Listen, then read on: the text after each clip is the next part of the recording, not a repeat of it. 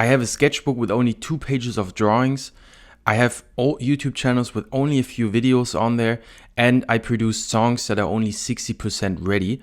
And I know the guilt and shame around starting things and not finishing them, but I know exactly why it happened, and I figured out why I did it in the past and what I need to change in order to complete and finish the things that I start. And it's not discipline. The usual cycle of an NFP trying something new and then going for it is usually this. They start something new, they see something shiny, they're like, oh, this sounds cool, I saw this online, some guy is doing this, feels really exciting, let me just start it. And then for a while, they go really, really hard at it, and they put everything in there, they get really obsessed with it. And what usually happens then is suddenly they stop. For some reason, for some cause, they just stop. And again, I did this in the past as well. I go into some stories in a bit. And first, I didn't know why it happened, but later on, I actually figured out why that happens and why you suddenly stop and what needs to change in order to not stop anymore. And then they usually start feeling guilt and shame around like here. And because they feel guilty and they feel ashamed and other people are looking at them and you feel like you have nothing to show for it, and you started another thing that you didn't complete, out of this shame, you feel this need to start something else and to go try this next thing that you see online. And then you actually start telling yourself like, well, this time is going to be different. This time is so different and it's not going to be the same. And then the cycle just repeats, and a lot of INFPs are actually stuck in this cycle. And I know it's really painful, and it took me a while to figure out why this even happens in the first place. And one story or one time in my life was actually around, I think like 7 years ago or some, 7 or 8 years ago, and 2019 actually. And in the beginning of the year, I sat down and I was asking myself, okay, like what will really excite me this year? What are my goals? And one goal I set was to actually run a marathon, okay? That was my goal. I wanted to run and complete a marathon in 2019. And I started training in like January, and I went out for runs and stuff like this. And I was consistent. I was running like 2, 3, 4 times a week. And then I talked to a friend and we got into conversation and we started challenging each other to just run the marathon without even training too hard. And before it, I was running like 10K, 15K and stuff like this, not too crazy. I think the highest was like 17 kilometers running as training. But then around like May, I think, end of May, I just decided, screw it, I'm just gonna go to some forest near where I lived. And there was a cycle that was 5 kilometers long. And let me just run this cycle, this round, 8 times. Let me just do it. And then one Sunday morning, I just woke up. I had some pasta the night before. And I just drove there around like 9 a.m. I had some snacks and some water that I threw somewhere there in the bushes. And then I kept running this cycle of 5 kilometers for 8 times. And there's a picture even. It took me roughly 5.5 hours to completely do this. There you see the cycle that I've did, 5 kilometers. I wasn't really fast because again, I only really trained to run like 15 kilometers and stuff like this. But I completed it, okay? And afterwards, I was extremely happy. It was an amazing moment to accomplish this, even with such short notice. And after I did this, I didn't really notice it that moment, but now I know why it happened. And I kept running a little bit more. And I figured, okay, let me just do another goal and let me set another run. Because I felt like, well, the marathon, I just did this. Let me go one more above and do like a light ultra marathon, which essentially is everything above 42 kilometers. And I did it in, I think like September or so. I did one more run, which was this one, which was 50 kilometers in 5 hours and 20 minutes. So I improved a little bit. And I completed this as well. There you see with my nice hair back then. And I finished this one as well. And after I completed both these runs, I just stopped. I didn't run anymore. I didn't put on my running shoes. I didn't train. I had no other goal. It felt like I was done. And The thing is that other people kept asking me like, hey, are you still running? Are you still doing this? I was like, no, I stopped. And I started to feel a little bit ashamed of it and guilty of it. And what I then realized later on is I already achieved my goal. And if I feel shame when other people ask me like, hey, are you still doing this? No, I'm not. Then it's because I'm comparing myself to their standard and what they think is right to do and what is right to pursue. But in my case, I had my goal of running a marathon and I already accomplished this. Then I even set one more goal above this. I accomplished this one. And afterwards, I just lost interest in this. I wasn't passionate about running anymore. I didn't care for it. I just didn't care about it anymore.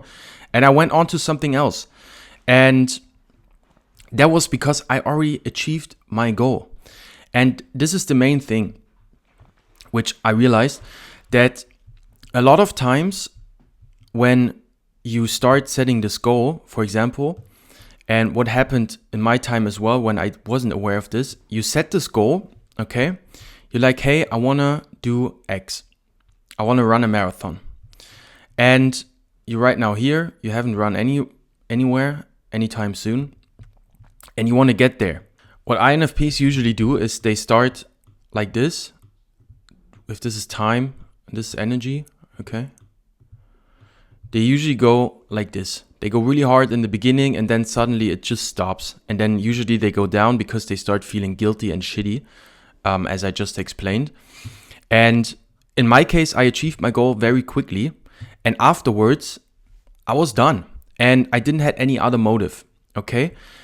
And that's very important to understand because before you set a goal, you need to be clear on what exactly your motive and your result is that you're looking for.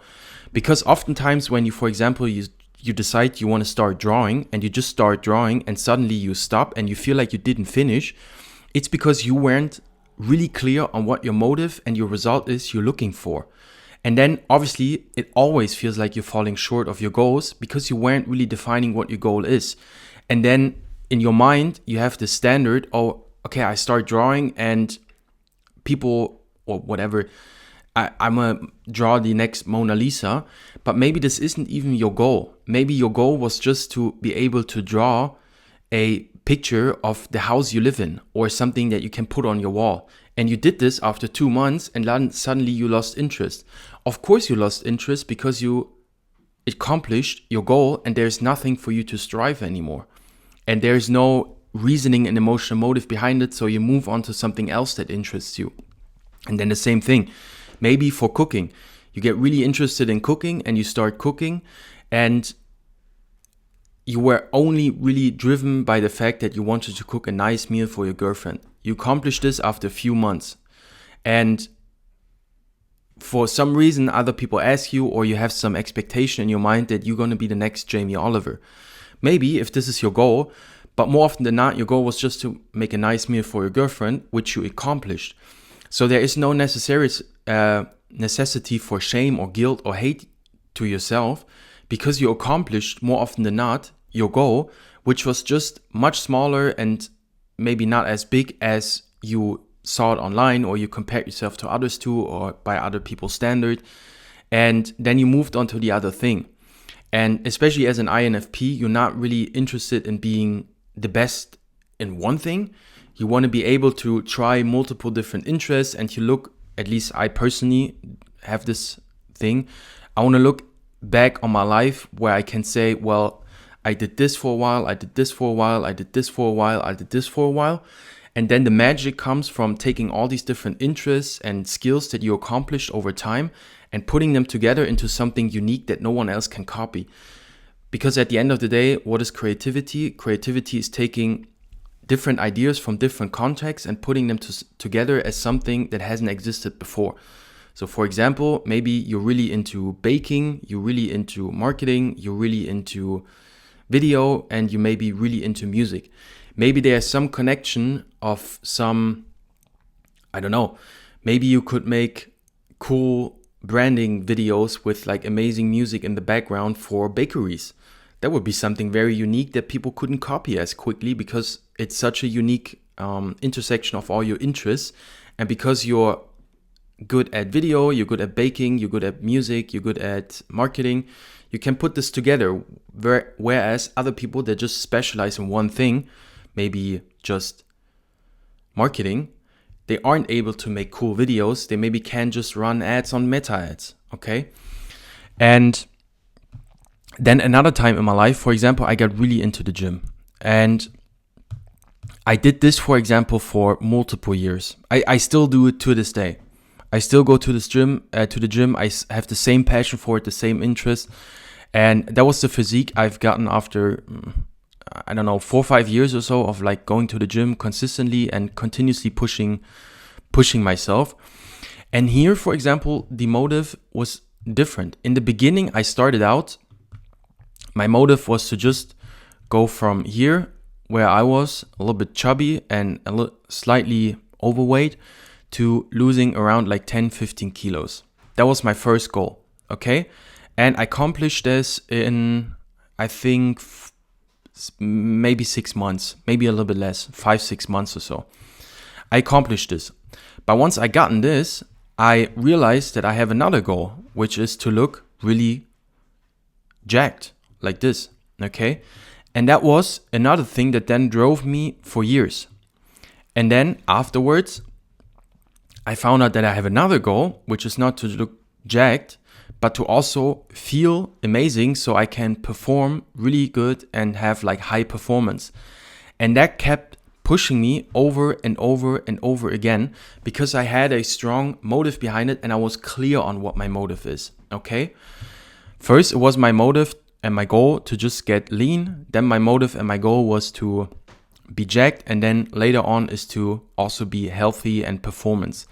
And now the key thing. If those were just result-driven goals, I probably would have lost interest as well, okay? But there's a big distinction between having a results, it's a bit small, results-oriented goal versus an action-based goal, okay? What's the difference? For example, for me, running a marathon, I think that's pretty clear, but this is a pretty strong results-driven goal. And obviously, once I achieve the result, I lose interest of this thing, pretty much. But with the gym, for example, I didn't really in the beginning, I did have a results-driven goal, which was to just lose like 10 kilos. But later on, it actually changed towards an action-based goal, which is essentially that I just want to go to the gym and push my personal best every single time. So get more reps in and put on more weights. That was the goal, and that drove me to go to the gym every week. Okay, I wrote down what I pushed last time. Let me see if I can push this again. And that is essentially a never-ending goal because I can always go there and always push myself to get better. So it was focused on the action that I was taking. Okay, so go 4, 5x to gym per week. Break personal record. And eat clean, for example. Eating clean and tracking.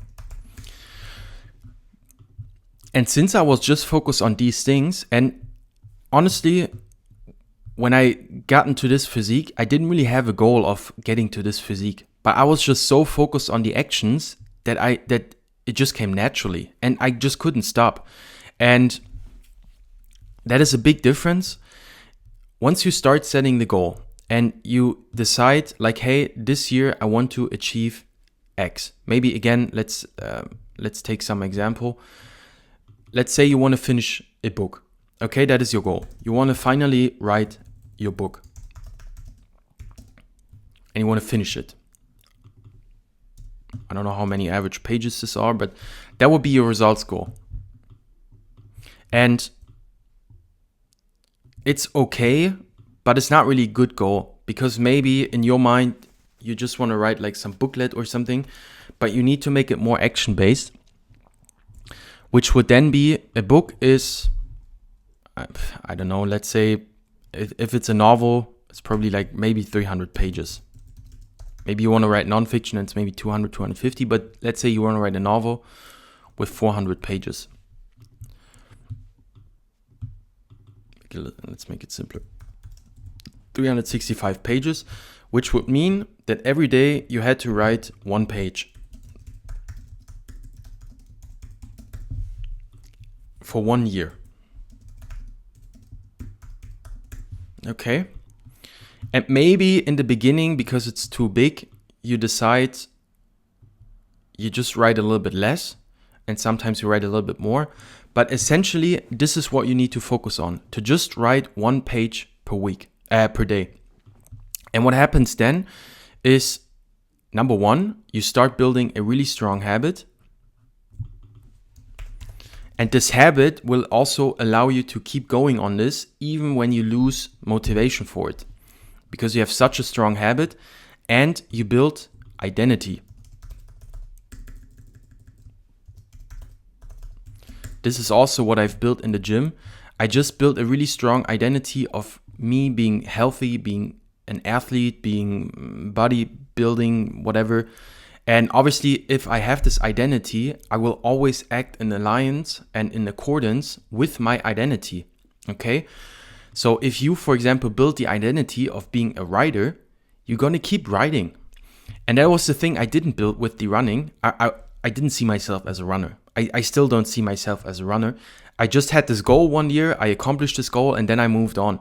But I didn't build a strong habit of me running because, again, I ran the marathon without much training and habit building. I just decided to do it. Versus, and therefore, because I didn't do it consistently, I didn't build the identity of me being a runner. And therefore, I stopped the moment I accomplished my goal. But if you set the goal to write a book and then you break this down into your daily actions and you write 1 page per day for a year, or maybe make it smaller if it's too big in the beginning, then you start building a habit that becomes really strong. It starts being a habit after like 30 days, but then after like 3 months, it's almost unstoppable.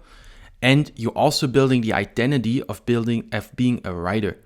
And if you have these two things, there's a very high chance that you finish writing this book and then you're also going to start writing the next book because you have such momentum built up here.